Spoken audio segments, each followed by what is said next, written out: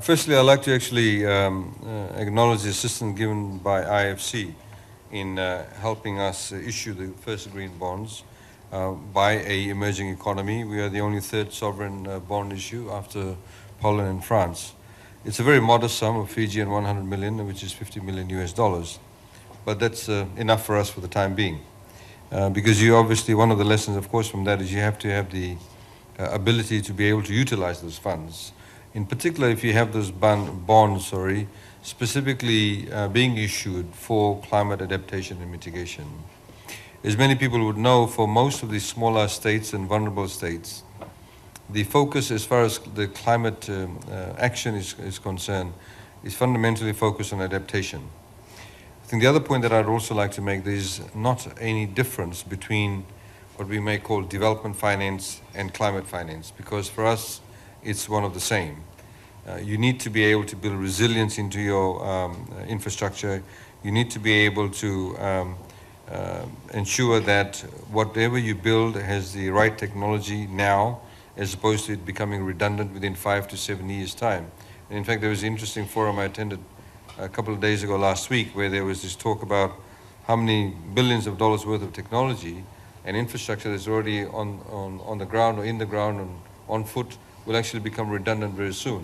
So we need to be smarter about that. But just by way of the bonds itself, we issued the first tranche, about 40 million Fijian dollars on the 1st of November. It was done in record time with the assistance of IFC from the time it was conceptualized to the first issue. What was really interesting for us was that we obviously wanted to have a bigger footprint, and the fact that it was a green bond and we have a third-party validation to ensure the funds raised from that actually does go into spending for adaptation and mitigation, was that we found that out of the 6 banks in Fiji, 5 of those banks are foreign-owned banks. And for the first time, the banks actually participated in the bond market, which is very interesting for us, which led us to issue 2 coupon rates. One was for the banks was 5-year maturity with a 4% coupon rate, and for the other investors, 13-year maturity with 6.3% coupon rate. It shows, of course, a level of confidence in the actual product itself. The funds will be used fundamentally by the state to ensure that, as I said, adaptation involves building better infrastructure roads. It also means that we need to be able to move various villages and settlements to higher ground. We've already moved 3 villages to higher ground because of inundation of water. It has enormous sort of impact in respect of the sustainability of livelihoods for these people. What will they do, in particular if they've been fundamentally coastal communities. We have another 43 that's been earmarked that will be moved to higher ground or need to be moved to higher ground.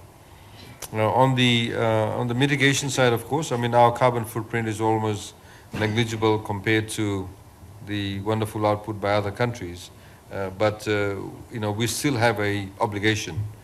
We have our NDC. We have actually, set our target to reduce our carbon footprint by 30% by 2030, which means investment in renewable energy sources for the electricity grid, for the reticulated system. But on the other hand, because we're an island nation, we have 320 islands, 110 of which are habited.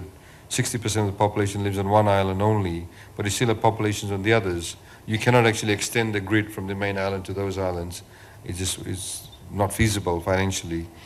So they have to have standalone systems. So what we have actually started is solar panels, because most of these islands actually don't have a water source, so you cannot get into hydro, but you may have the potential to get into wind energy, which we're exploring, but the most obvious one is solar panels.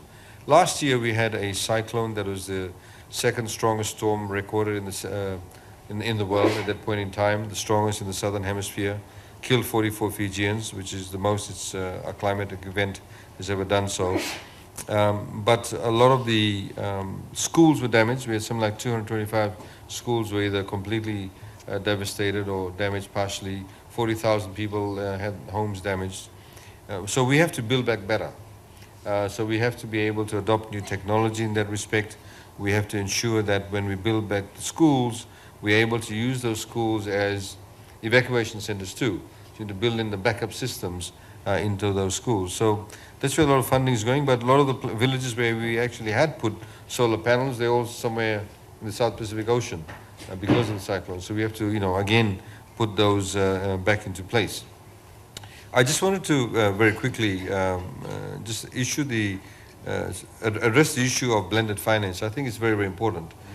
We've just a few days ago signed a loan agreement with the European Investment Bank where we are looking at modernizing because of the fact of climate change, growing urbanization, archaic infrastructure into our wastewater and water systems. But we had a blended finance approach with the European Investment Bank, Green Climate Fund, Asian Development Bank, and of course the Fijian government have essentially contributed to about a $4 and $5 million project, US $4 and $5 million project over a period of 5 years or so. Now that is very important, and I think the ability to be able to attract blended finance requires very transparent processes, accounting process in terms of your carbon footprint. It also requires good governance structures around that to be able to attract it. Last but not least, there are other sort of very good speakers after this, in particular in their respective areas.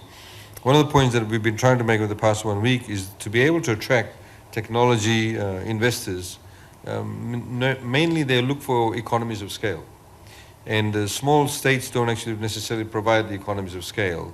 So you find that the willingness to bring technology into those countries, the technological uptake is a lot slower. Because generally when you have larger economies, whether it's in the African continent, various other places, you have the economies of scale, you have the willingness of the private sector to actually go in, be a lot more innovative and participate, and therefore you get a very quick traction into those spaces. Whereas in the smaller states, you don't. So our challenge is that, and whether we have the ability, and in fact we've tried to do that, our ability to try and get the smaller states together to have a particular project. In respect of the green bond here, it would be probably very difficult for some of the other states to do so, but we want to use this as a leverage for them to perhaps do some secondary trading in the Pacific. But that'd be probably my opening remarks. Thank you very much. Thank you very much, really interesting. And it strikes me that because this is the driving force, this is the key room to be attending. Technology is now the driving force behind the big changes that are taking. Is not government statements, but new technologies.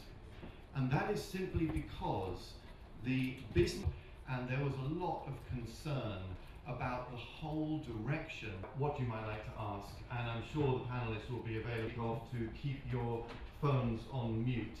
Change from the Fijian perspective or from the global perspective, which reflects. Hi everyone.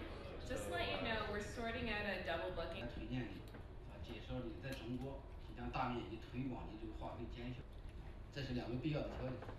在这个两个前提条件下，实现化肥减少，同时还要实现 final output.